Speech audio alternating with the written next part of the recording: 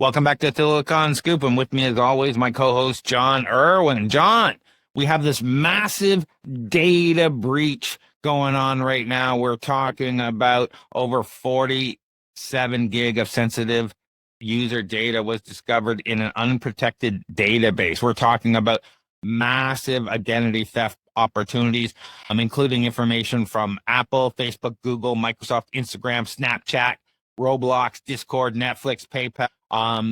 And over 220 government emails were affected across 8 countries. What's happening here? Yeah. So this is crazy. Now, like you said, tons of different platforms, but the breach wasn't due to a hack, so to say, like as far as like a SQL injection or something like that. It wasn't due to a hack of the companies themselves, but rather the result of cyber criminals using malware to steal credentials from people's devices and then storing them in an unsecured online database. So the database that we're talking about, it was left unprotected and unencrypted, and it made it easy for anyone who found it to access the sensitive information. So right now, just if you guys have Apple, Google, Facebook, I think, what were they? Instagram, Facebook, there was a bunch of them. PayPal. You know what? Just change your passwords. So Google, Microsoft, Snapchat. Yeah. Snapchat, yeah. Discord, financial institutions, Netflix, healthcare portals, and like you said, government accounts across 29 countries. I don't know why this isn't bigger news, because this is massive. Have you seen this in the news at all, Craig? Because I haven't. I've seen it in a couple of places, but they were just short stories. I haven't seen anybody really covering it in any way. I think the reason why they're not is all these companies are generally advertisers. True. Yeah, that's probably it.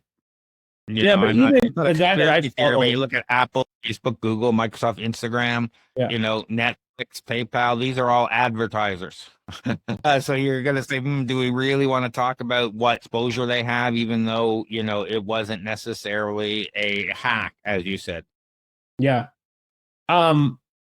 Yeah, even the guy that so the effing news, that guy, I didn't see him cover it, nor did I see News Daddy cover it. So this was interesting. So so the source was traced to this thing called InfoStealer malware, which is a type of malicious software that silently collects login information, cookies, autofill data, even screenshots from the infected devices.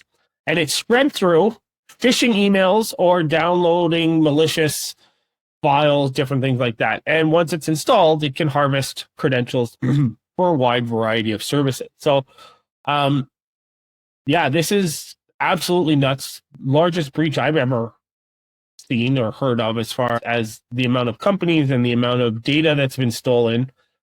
But after it was reported, so the data was probably intended for sale or use on the dark web.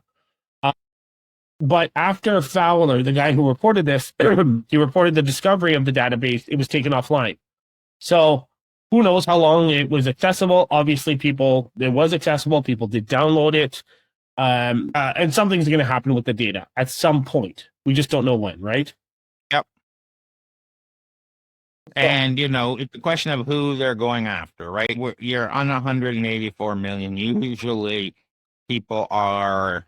if you're a hacker or you have this database and you're going to use it, you're using it for a purpose. Mm-hmm. You're using it to sell something, you're using it to steal something, you're using it.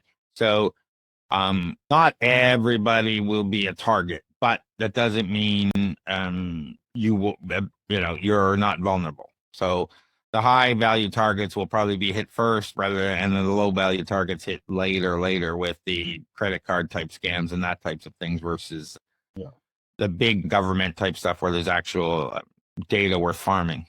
Yeah, and the thing to note here, guys, this wasn't and I want to reiterate this, it wasn't a breach of any system at all.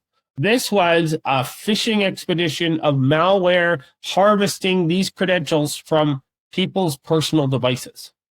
That's how they gathered all of this, which is even scarier because it only affects those people who had the malware, but it just goes to like 184 million records, unique login credentials. Now, obviously that could be multiple for one person, but it's nuts. that they got that many from just some malware. This is like a more sophisticated keylogger, right?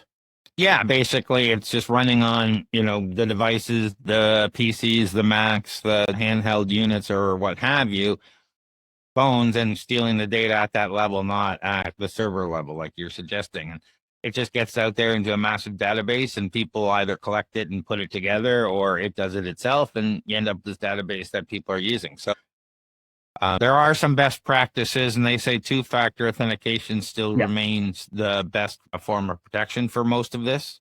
Yeah. However, it's also the biggest pain. If you ever change your phone number and whatnot, a lot of times it's such a hassle. I've had the same phone number since I was, I think, 11 years old. Yeah. Well, recently my business partner changed his phone number because we believed that the bank accounts were hacked. So we decided to change everything. And that was a huge pain. It turned out that wasn't the case. It was just one thing that was done wrong on the account perspective. But at the time, it was the smart thing. It seemed like the smart thing to do. So if you haven't already, take a look at activating two-factor authentication. Monitor your accounts, go and change your passwords. If you can, get probably a good password protector. There's a bunch of, password manager. There's a bunch out there that are available. There's some open source ones, and there's some great Canadian companies like 1Password who offer a monthly subscription for a couple of bucks a month to do that for you. So maintain them, monitor your accounts, check your security settings. If you haven't updated your passwords in a couple of years, it's time. Yeah. And honestly, here's the thing. If you hate two-factor authentication, if you really find it a nuisance, I would suggest at the bare minimum, put it on your bank account, anything related to money. Because at the end of the day, that's your livelihood. So at least enable it on there if you don't want to enable it anywhere else. But I would suggest everywhere. Yeah, and this massive data breach serves as a critical wake-up call for all internet users worldwide. With the exposure of 184 million accounts, the plain text password demonstrates how vulnerable our digital lives can become when proper scrutiny measures aren't in place. So, take the steps we suggested, reset your password, add two-factor authentication. A lot of these suggestions are here on the article on TorontoStarts.com. They complex passwords and all that, but that doesn't help with a data breach like this. Unfortunately, it might help if they're weird characters and they don't translate well into JSON or whatever, something somebody's trying to copy over. However, this type of thing, just be aware. Like, you need to be more and more aware. And now that with AI tools that are attached to security tools, that people can go through this stuff faster and faster than ever before. So protect yourself. And let us know what you think. Is this going to be the future where everybody's information is made available and you're constantly vulnerable? Or are we going to see some quantum encryption stuff where this is going to stop? We'd love to hear your comments. So what do you got going on, John? Yeah. July now. I'm working on a webinar in August or September on shred and IP development or IP strategies. So watch out for that. Otherwise, I'm going to enjoy July. I know a lot of people are taking July off, but yeah. How about you, Craig? Well, we won't be having a Startup Investor Drinks in July, but we should be having a Flowgrammer event and probably off the month of August. But if the group of Flowgrammer people want to have an August event, we'll do that as well. Other than that, I'm heads down. I'm working with clients now, building AI automations, and it's been fun and great. And right now, I know you're heads down working with clients on getting them funding. Lots of programs. Well, not as many as before COVID, but still lots of programs. Exciting to see what opens up this year with the new liberal government in power. And yeah, so we'll have to see. Reach out to me on LinkedIn if you have any funding needs. But if you overall need some business help, how about where they find you, Craig? Check out TorontoStarts.com for everything we do. It's all there. But we have a couple of branch websites, startupcoach.ca, where you can book some time with me. You can go to startupdrinks.to to find out our Startup Investor Drinks events, or flowgrammer.ca to find out all the information about business automation and how you can take your business to the next level utilizing AI and automation tools. And until next time,